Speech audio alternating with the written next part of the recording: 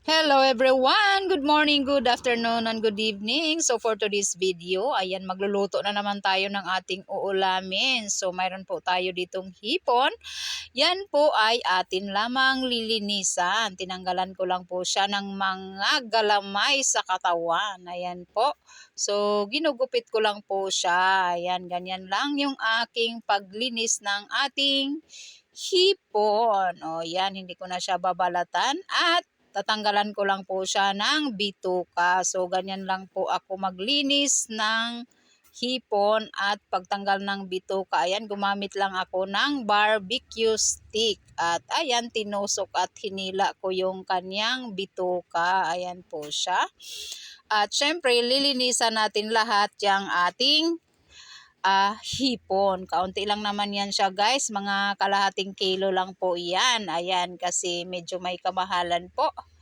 At hahaluan lang po natin yan ng pichay. At yung pichay na yan ay nahugasan ko na po siya isa-isa. Ayan, so ganyan ako maghugas ng pichay isa-isa para lilipad ang mga dumi-dumi. Charot. At syempre, ayan po, mayroon tayong sibuyas dyan. Hihiwain lang po natin yan ng katamtamang hiwa. Depende sa gusto mong hiwa. At mayroon tayong cute na kamatis dyan. Pagpasensyahan nyo na yan. At yan po ay kamatis ng El Nino. Ayan, charot lang. Ayan, so yan lang po talaga yung nabili namin sa palengke. Maliliit na kamatis. Walang iba. Ayan, so pagtsagaan natin yan. So sa paghihiwa naman din po ay nasa sa inyo na rin po ano. So dahil may kanya-kanya po tayo ng disenyo. Ayan. So syempre pati yung ating pichay ay atin na rin po siyang hihiwain. So sa paghihiwa naman po ay may kanya-kanya tayong disenyo. Ayan. Ako pag naghiwa ako ng pichay, hiniwalay ko po yung kanyang ulo. Ayan, kasi yan po ay medyo matagal-tagal maluto. Ayan, so ganyan lang po yung hiwa ng aking pichay. Hinati ko lang sa tatlo yung dahon. So depende sa laki ng dahon ng ating pichay. Ayan po. So syempre hihiwain natin lahat yung ating pechay. Ayan, so enjoy lang natin yung ating sarili sa pagluluto. So ayan na nga po yung ating lulutuin ngayon. Nakahanda na. Natapos na natin paghiwa yung ating pechay. Ayan. So malinis na yan. So siguraduhin malinis lahat yung ating lulutuin. Ayan po. So hindi na ako kumuha ng iba pang lagayan. Diyan lang sa chopping board yung ating mga sangkap. Ayan. Para iwas hugasin. So habang nagprepare pala tayo niyan guys, ay nagpapakulo na rin po ako ng tubig sa ating mahiwagang kaldero. Ayan po, kulong-kulo na siya.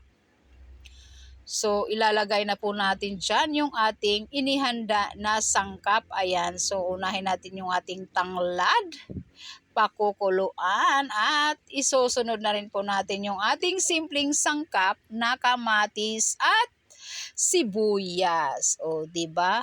So, nagtataka kayo guys, bakit hindi ko siya ginigisa? Yes, hindi ko siya ginigisa dahil ayaw ko po ng mamantika na sabaw. So, iwas-iwas po tayo sa mantika dahil gurang na yan. Kailangan na ng healthy food.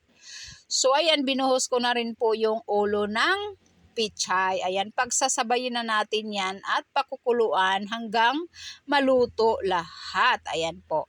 So, takpan natin para mas mabilis maluto yung ating gulay. At syempre, sisilip-silipin natin. Ayan, kulong-kulo na siya. At yan pong ulo ng pichay ay half cook na po siya. So, dagdagan natin yan ng pampalasa. Ayan. So, lalagyan ko lang po yan ng isang shrimp cubes. Ayan, shrimp cubes yung aking pampanimpla dyan. Dahil hipo naman po yung ating sinabaw. O diba? Para naman maglasa na hipon. So, lagay ko lang dyan isang shrimp cubes. Ayan. So, makos-makos lang para matunaw yung ating shrimp cubes. Diba? O diba napakasimple lang talaga. At lagyan pa rin po natin siya ng asin para dagdag lasa na rin po. Kaunting asin lang, isang pudyot na asin. Ayan. So, rock salt pala po yung aking ginagamit dyan. Hindi ako gumagamit ng iodized salt. Hindi ako maka-timing-timing sa iodized salt. So, yung iodized salt, yun lang po yung pag nagluto ako ng puto o kahit anong mga kakanin, doon ko siya ginagamit. Ayan po. So, pakukuluan at ilalagay na rin po natin dyan yung ating malinis na hipon. Ayan po. So, take note po, yung hipon ay hindi natin pwede yan na ma-overcook. Ayan. Mas masarap kainin ang hipon pag may half cook lang para fresh na fresh o kaya para may freshness yung ating hipon. Charot lang. Mabuti pa yung hipon freshness. Yung ating kusinira ay loneliness. Charot lang.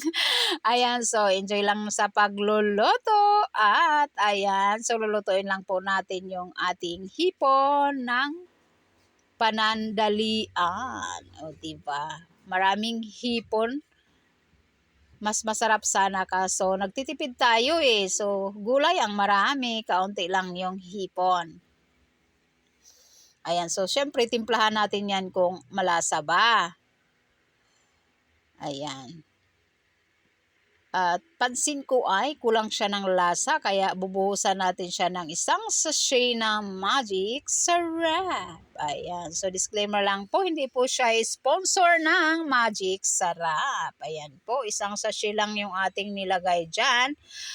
At syempre dahil malasa na, ibuhos na rin po natin dyan yung dahon ng pichay, yung hiniwa natin kanina, yan po. So, lulutuin lang din po natin yan ng saktong pagkaluto. Wag naman yung overcook. Ayan, o diba? Mabilis lang maluto yung dahon ng pichay. O, diba? So, ganun lang talaga guys, kasimple yung aming ulam. Paisa-isa lang, wag nating damihan kasi nagtitipid po tayo. Ayan, ang hirap mag-ipon ng pitot. Ayan, ang mahalaga ay mayroon tayong pagsasaluhan sa ating hapagkainan. Ayan po, so hinahalo-halo ko lang siya. At yan po ay luto na. Ayan. So, syempre, hindi mawawala ang pag-zoom-zoom sa ating video para naman daw maganda tingnan. Ayan. O, diba? Sige, video-video muna bago kakain. Ayan. So, gutumin mo na yung sarili bago tayo kakain. Ayan, charot lang. So, ayan po pala guys, ay luto na. Abay, syempre, ilipat natin yan sa ating mahiwagang lagayan para po tayo ay makapagkain na. O, diba? Yung magama ko ay nakahanda na sila. So, ang nanay nagluluto pa at nagbidyo-video pa. O, diba? Gugutumin muna yung anak bago ihain yung ulam. Ayan, charot lang guys. So, ganun talaga ang buhay Whitey World. Kailangan nating mag-isip ng iba vlog. Ayan. So, lilipat ko na rin pala sa ating lagayan. Ayan po. So, yan po ay masarap talaga guys kung gusto nyong gayahin. Pwede nyong gayahin. Ayan.